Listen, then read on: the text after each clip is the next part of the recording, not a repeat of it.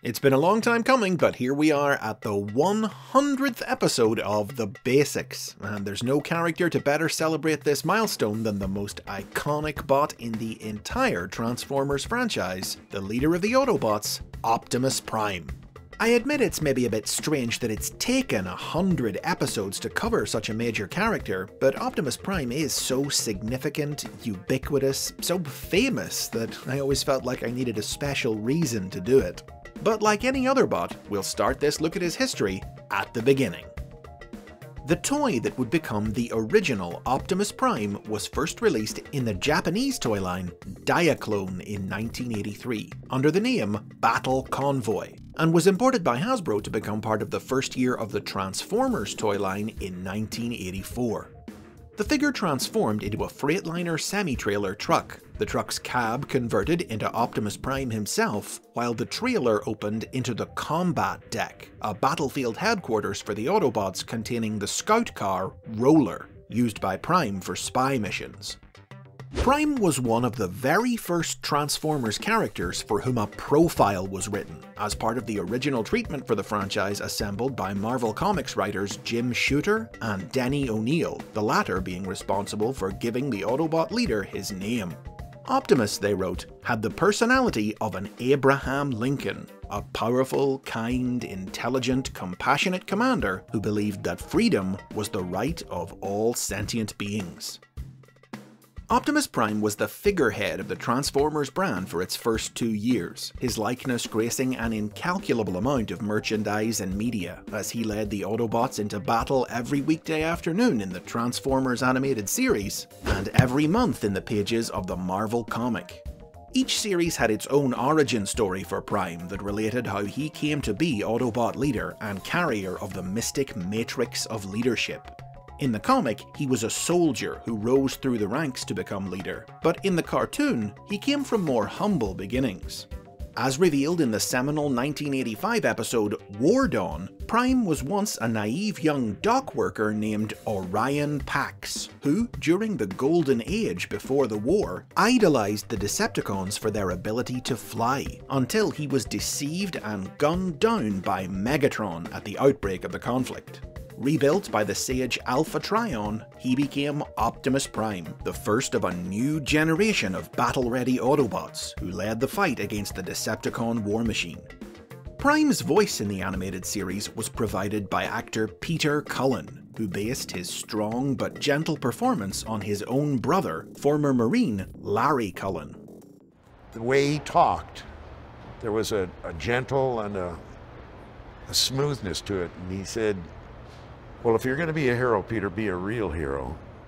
We must have courage, Huffer. We can't ignore the danger. We must conquer it. Don't be one of those pretend Hollywood heroes. If you're going to be a hero, Peter, remember, be strong enough to be gentle. Hang on to your dreams, Chip. The future is built on dreams. Hang on.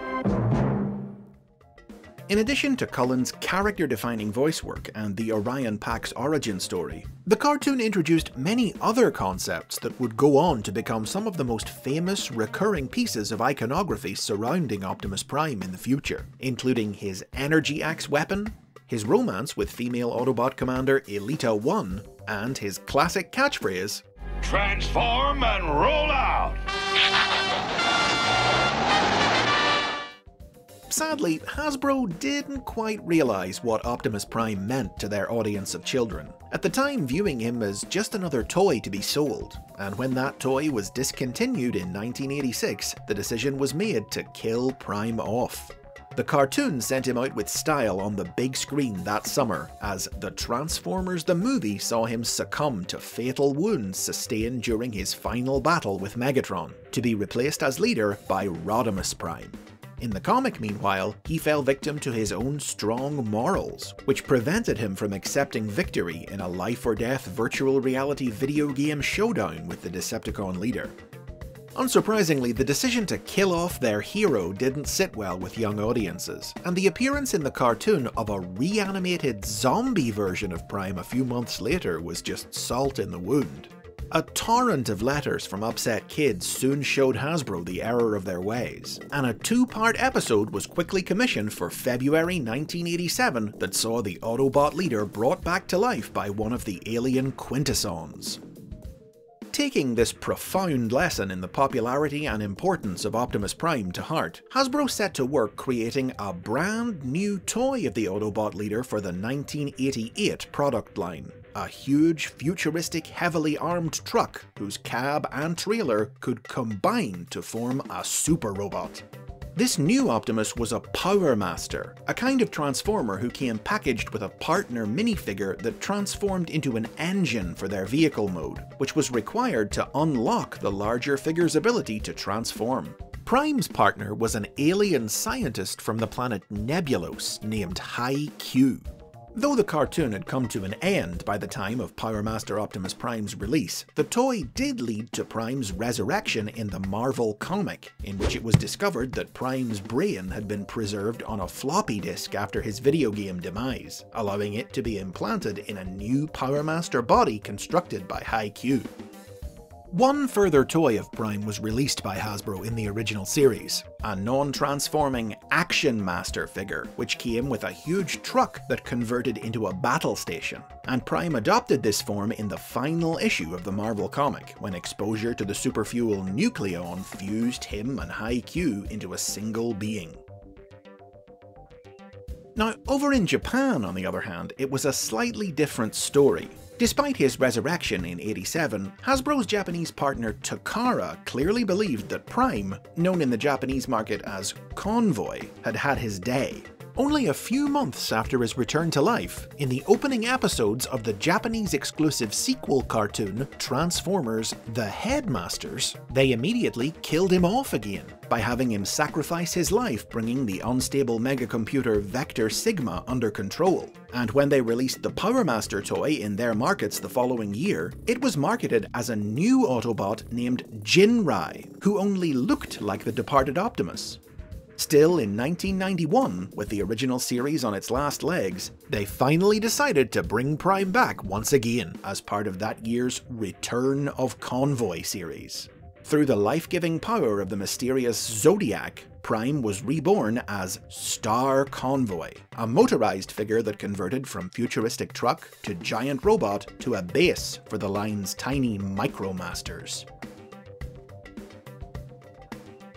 In the decades since the end of the original toy line, Optimus Prime has remained the premier legacy character of the Transformers franchise. The very next series, Transformers Generation 2, included 4 separate figures of him between 1993 and 1995, and he's continued to appear in virtually every new incarnation of the brand that's followed, ever present in both media and toy lines, with more stories and figures to his name than literally any other Transformers character.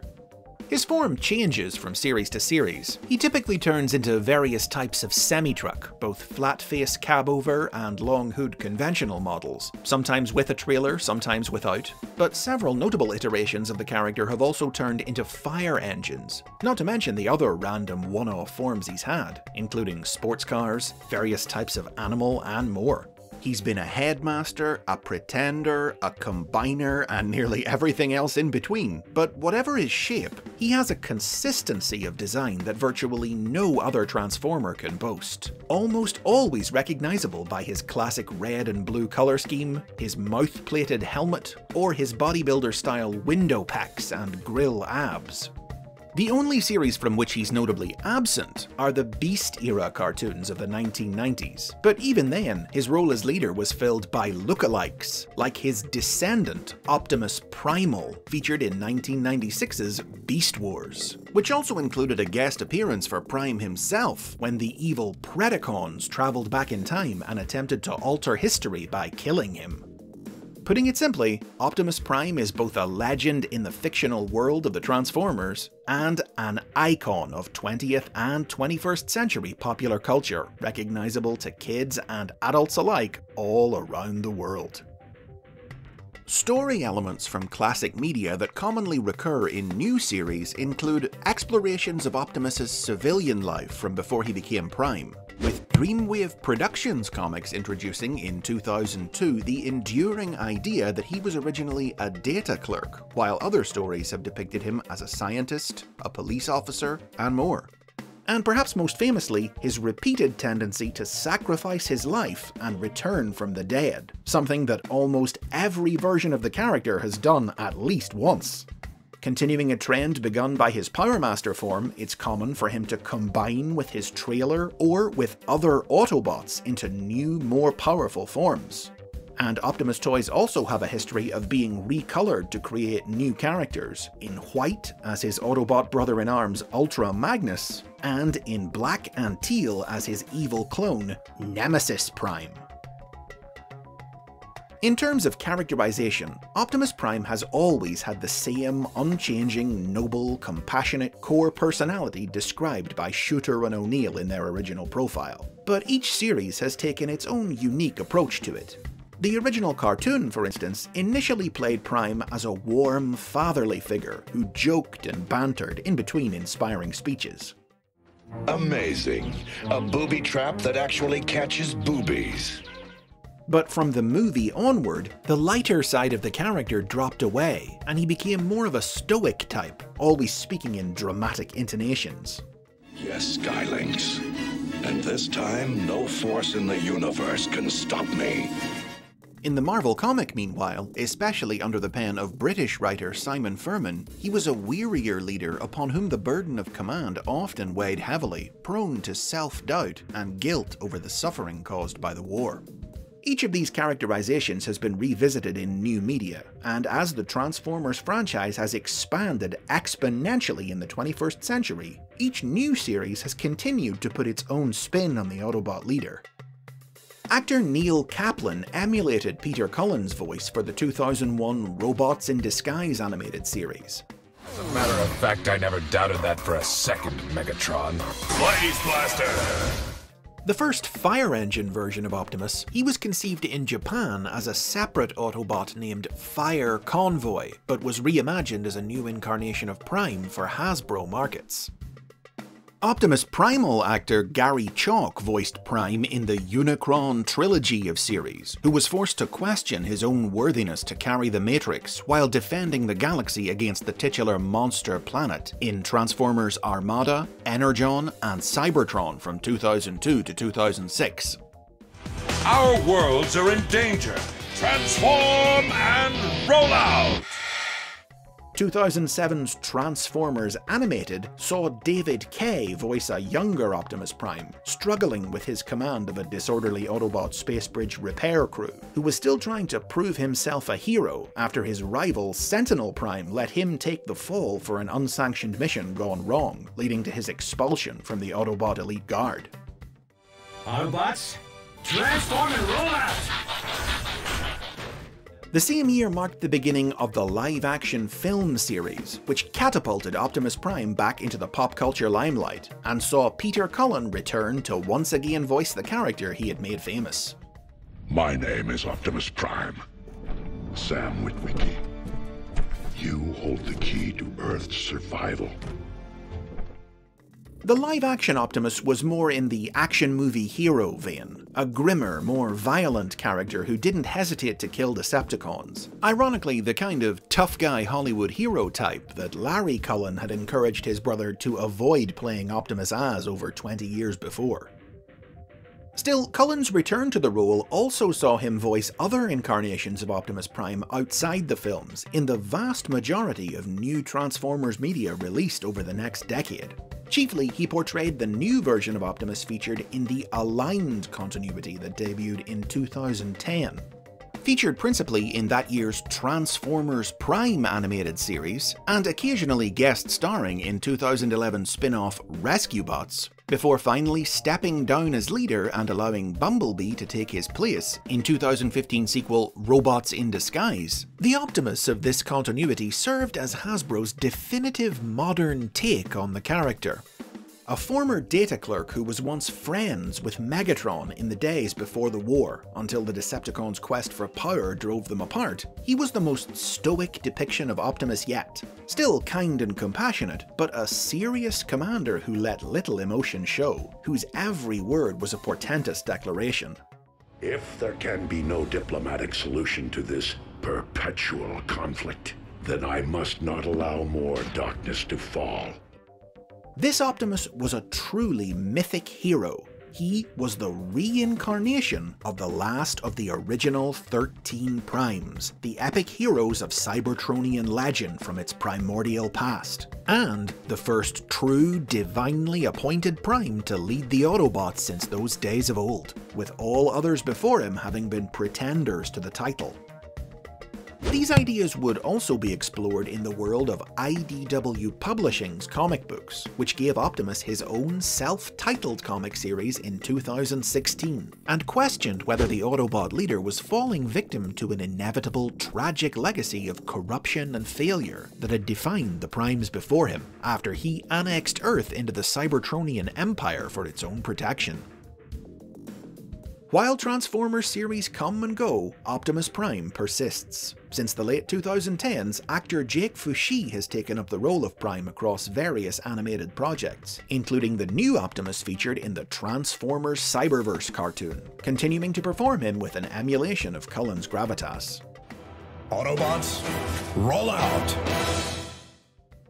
And those are the basics on Optimus Prime. There's a lot more that could be said about him, and I'll definitely dive into the more specific history and lore behind Roller, Orion Pax, the 13th Prime, all those deaths and rebirths, and other aspects of the character in separate dedicated episodes in the future. But for now, I'll leave it up to all of you to leave a comment down below telling us all which is your favourite incarnation of the greatest Autobot of them all. And that's a wrap on episode 100.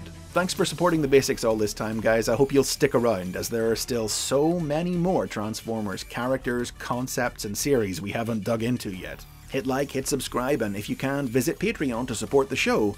And don't worry, I'm not going to make you wait another 100 episodes before I do Megatron.